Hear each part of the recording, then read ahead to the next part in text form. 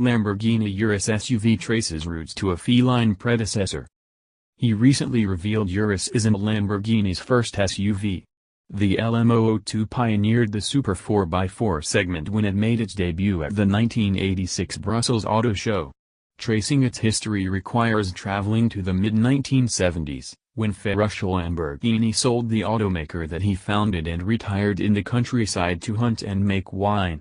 The new owners had practically no experience in building cars. Instead of expanding the lineup, they sought to land engineering and production contracts. Lamborghini teamed up with an American defense contractor named Mobility Technology International, MTI, to create an off-roader for the United States Army. The partnership spawned a vehicle named Cheetah, unveiled at the 1977 Geneva Auto Show.